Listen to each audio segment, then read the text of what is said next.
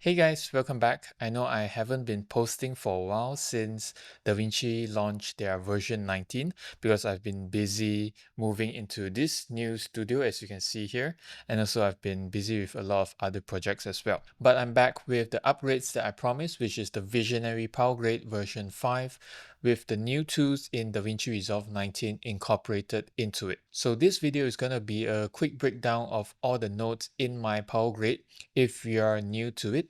If you're familiar with my previous PowerGrades, this is not much different, just the new tools which I have explored in my previous videos as well. They are all in this new PowerGrade. So right here I have a footage, and to import the PowerGrade, you can create a PowerGrade album. How to do that is in your gallery on your top right. You can right click and add a PowerGrade album. So I have the PowerGrade album labeled here, Visionary PowerGrades version 5. And to import the PowerGrade, all you have to do is go into your Finder and into the assets file, highlight everything and just drag it into this stills area, and then you have your PowerGrades imported. So as usual, I have my 3 tiers of PowerGrades, which is the beginner, the advanced, and also the pro. Right, so these 3 are made based on the same concepts, the same fundamentals, just that each PowerGrade has different number of nodes to cater to different users, such as a beginner, advanced, and a pro user. As for myself, I am using the Pro PowerGrade for all of my projects. The only difference is that I have included some DCTLs and also some custom LUTs, which are not native in DaVinci Resolve. So it will be slightly different in that sense, such as I'm using the mononodes, DCTLs, and also Dehancer in some of my grades. So that's the only differences. Before we get into the different nodes, I just want to say that the placement of the nodes in this PowerGrade is very intentional so that it takes the least amount of space. Even with 32 nodes, it still can be contained on a 1080p screen, right? Even if I open my effects tab, it will still all be shown without having to move it over to,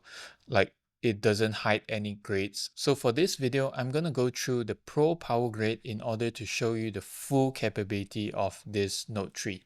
So I'm going to close my gallery in order to get a larger viewer. All right, before we start any grade, first thing that we have to do is color management. So for the Pro color management, I've incorporated DaVinci White Gamut into this workflow, which is switching from your camera log, let's say Sony S-Log3, S-Log3 Cine, S-Log3, and then output. So IDT is input device transform and ODT is output device transform. So for input, we are going to go from Sony to DaVinci White Gamut. And then for output, we're going to go DaVinci White Gamut into Rexel 09, which is our display color space. And for Sony cameras, there is a special node that we have to activate, which is this DaVinci White Gamut to Sony, right? So what it's basically doing is Sony to DaVinci White Gamut, DaVinci White Gamut back to Sony, then Sony into Rexel 09, right?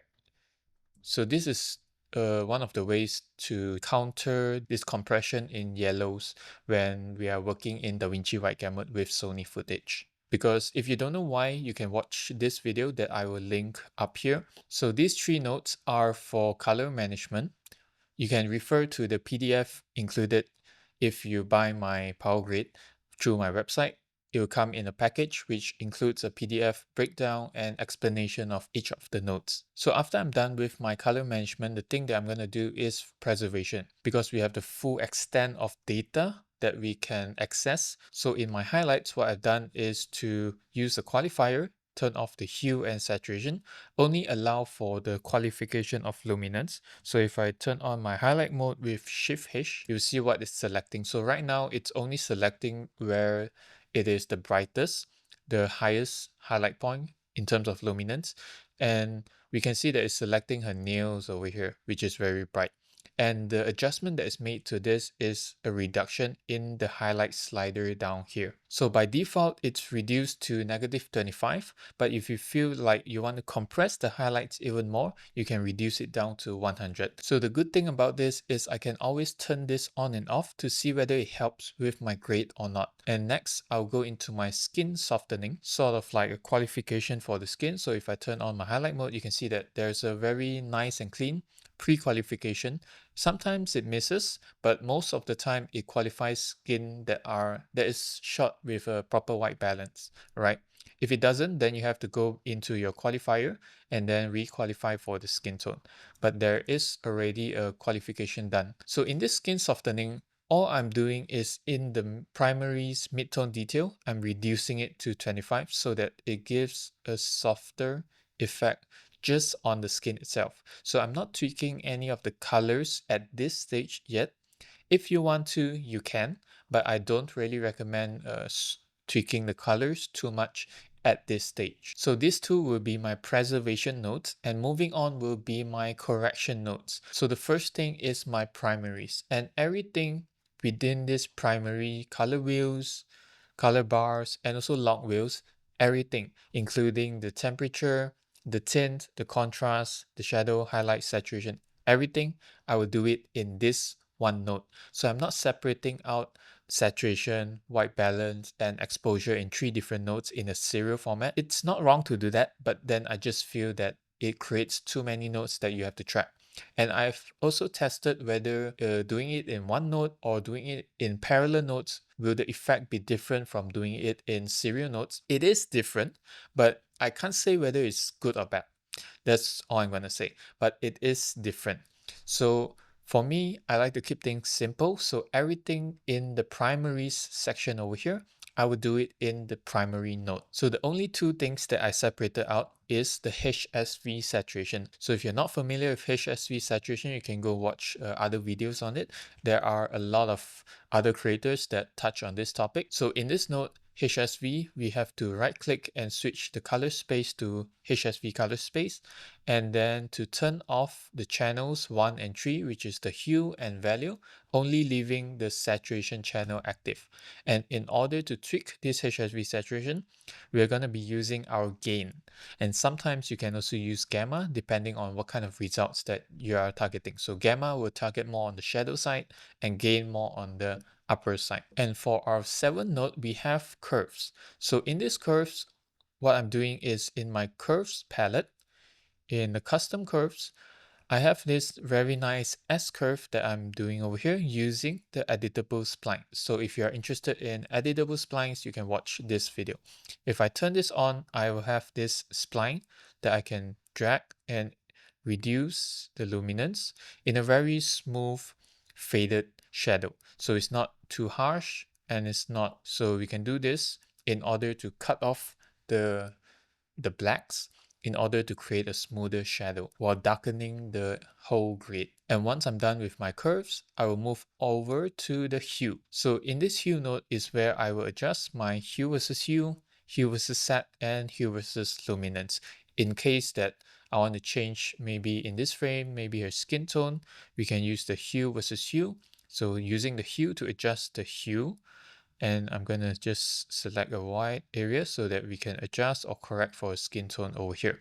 But in this case, the skin is looking very nice already. And moving on, I have this vignette node, which uses a power window to create a very soft vignette on the outsides of the power window. So this power window is inverted in order to have that very soft. So if I turn this on and off, you see that there is a very soft vignette that is going on.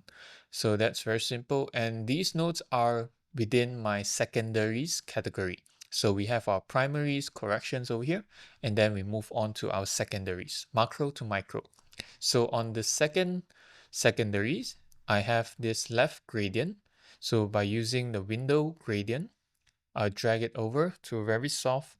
And what it's doing is to brighten the left side. Right, so sometimes you have too much vignette on the left, or we have too much vignette on the right. We can use these two nodes, left window and right window, to very quickly address that. And moving on to the 13th node, which is focus. So as you can see, the focus node, if I turn this on, is just slightly brightening the subject in the frame. So by default, this is shaped in some sort of a face shape. So you can very easily drag this over to the subject's face. And the adjustment that is done here is slightly lift in gamma and also slight lift in gain. And below the focus node, what you will see here is a placeholder. So if you have any other adjustments, you can very easily create more parallel nodes with Option or Alt P and create more nodes in order to make those secondary adjustments. So sometimes you can add as much as, I don't know, these much nodes over here. So there is an empty space in order for you to add those nodes. So this is very intentional for commercial workflows. So after I'm done with my secondaries, I'll move on to this temporary node, which is global. So in case you have any skin qualification, let's say in my 14 node, I've done a very quick qualification of a skin. Let's just drag this up like this, right? So in case that I want to increase the temperature a bit or decrease the temperature a bit in this case, in my primaries, let's just push it all the way back.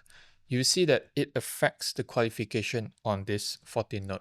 So in order to counteract for this kind of action, if in case you want to make any adjustments down the line without affecting your qualifications in your secondaries, we will have this global node to make those adjustments, such as in the global, let's reduce the temperature so that the qualifications in your secondaries will still stay the same. So you don't have to go back and do the qualification again. So any adjustments that you can think of in the global, it's there for you, right? So after we're done with that, our primaries, our secondaries, then we move on to the creative side, which is creating a look. So within the look category here, the first one we have is of course the look node, where we can manually push a look, let's say a teal and orange, something like this right here.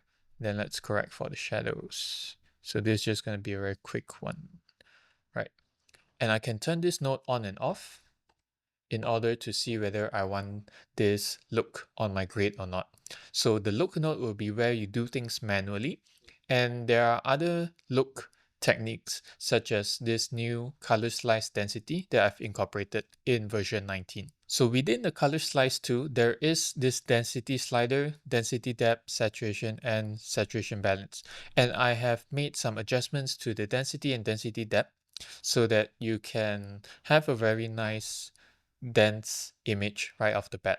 So the way I would control this is you can use the color slice to control the sliders over here, or you can also use the key output gain, which is sort of like the opacity of this node. So I can just reduce this from 1 to 0.5, and I reduce the density of the whole image just like that without having to go into the sliders. And another new thing in version 19 is this film look creator split tone. So they finally allow us to turn off the core looks in the film look creator and allow us to use the tools independently. And so this split tone is set to teal and orange, but of course if I turn it on right now it looks very jarring. So I can also use the key output gain in order to adjust for this. You can see that most of my looks and creative nodes, I will use the key output gain in order to adjust because that's easier than going in and manually tweaking it. So this split tone will create a very nice teal and orange. If you are interested to know the proper effects, like what's going on in this split tone node, you can watch this video. So I don't think that this split tone node is good for this grade right now, since we already have slight teal and orange in this look node we did. So the next one is a bleach bypass. So if you're interested in bleach bypass and want to know what's under it, you can watch this video as well. I've covered most of the items in my node tree. So for the bleach bypass, it's the same old thing. Key output gain right now is set to 20%, 0.2. If I reset this, you get 100%, which is a very contrasty, grainy look, right? So this bleach bypass is very useful in case that you want to create looks something like this, and you can soften it out using the curves, custom curve. Let's lift this black out. Yeah, you can create this very interesting visual with the bleach bypass, right? So I'm going to revert since that's not what we are going for. Alright, so for 24 and 25, as we have covered, these two are for color management. And 26 is an interesting note, which is a base LUT. So in case that you don't want to use this ODT from Esgamut Cine to Rec 709, you can use the base LUT if you want to use the manufacturer's LUT, or for some cameras which DaVinci Resolve doesn't have a color space transform for it, such as Kinefinity, you can use the manufacturer's Kinefinity LUT and you can put it right here. So you can just turn this off and then put the base LUT here. So this base LUT node is also part of the color management workflow, right? And after that, once we are gone from Sony to Rec 709, downstream of it is everything in Rec 709. So here is where we start to use something like a creative LUT for Rec 709, as you can see over here. I do have a collection of Rec 709 LUTs. They are called the Lucid Color LUTs, and there is gonna be an update coming soon. So let's just try out one of it. So I'm gonna go into my LUTs here, and for this grade, let's try Yukino. So I'm double clicking. So Yukino is inspired by this artist from Japan. Her name is Yukino, and she has this very nice dull, bluish, very moody kind of grades that I love it. So I've created this LUT inspired by her. You see that from a very bright to a very moody blue. And this is a way that you can very quickly audition looks, such as, let's go for a different one, such as Cine Green. So this gives a bit more greenish undertones. You can see that. And another one is my favorite is Hollywood. So Hollywood is inspired by films like Transformers, like Joker, which has very push, or sometimes also John Wick, right? So we have very push blue shadows and very warm highlights, and this creates sometimes very nice skin tone. If you think that her skin tone is too push here, same thing, using the key output gain, reduce it to 0.5, and now we have a less push look, right? So all my creative LUTs can be controlled with the key output gain if you think that it's pushing too much. So I'm going to keep this on and move on to our next node, which is called ARRI Tones. And ARRI Tones is something that I brought it back from my first version. So ARRI Tones, you might not see it in this clip as much. Let me find a clip that it can affect. Alright, so I'm going to use this clip to demonstrate for ARRI Tones. So I have a very simple CST here going from ARRI White Gamut 3 into Rec 709. And the second node is just ARRI Tones. So ARRI Tones is something that I noticed from ARRI footage, which are the greens and the blues are very toned down. And it's very sort of natural without any digital pop to it. So for the greens, I tweak a bit of the hue. As you can see, it's very minor in terms of the hue tweak. For the blues, it's pushed more towards the tealish side. And in terms of saturation, the green is brought down, the yellow is brought down, and the blue is also brought down. And for luminance, the green is tweaked way down. So you can see that before, the green is very poppy, and it's more natural and it's more calmer in a way. So I brought it back due to popular demand. A lot of you have been asking me to bring this back, and I have done a bit of tweaks in order to improve it so that it can be used on more clips without any clipping or any weird artifacts. So on this clip, ARRI Tones doesn't give that much of an effect because there is not much green and also very little blue in this frame. And for the next node, we have our Kodak2383 as always. So if you turn it on, you have the full effect of the Kodak film emulation. And if you go into the key, you can reduce the output gain as usual 0.5 and see whether you want it or not. In this case, I don't think it looks that good with the grade that we have done already. Okay, so after we're done with all our creative adjustments, moving on is where starts to be our finishing effects. So the first finishing effect is noise reduction. So you can either use the motion effects palette in your bottom right, and you have your temporal noise reduction and spatial noise reduction. Or what I like to use myself is Neat Video.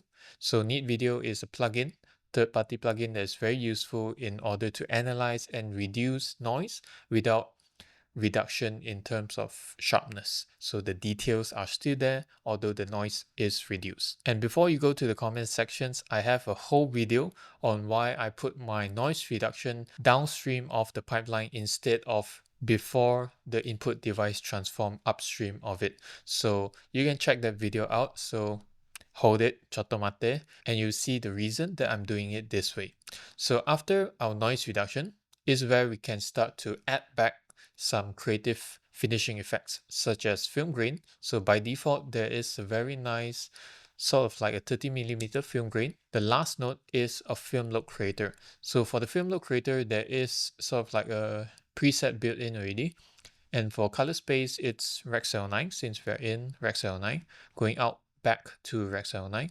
And you can add the other effects that you want, such as halation, bloom, grain. So all of this, you can do it in the film look creator instead of separate notes. But if you still want to fine tune the halation or the bloom, then you can go ahead and add a note for that. But yeah, so that is an overall of this Note 3. It has been great so far. Even the numbering, I have fixed it. So if you are going between notes, this is something if you're using a panel, you see that each note will go down to the next note without jumping up and down. Sometimes you have note 10 and then the next note is note 12. So yeah, if you have used the Note 3 long enough, then you know some of the minor flaws of it. And this is set, tested, and it should be good for you to use on your grades. So if you want to get them, you can go down in the link in the description to my website to purchase them.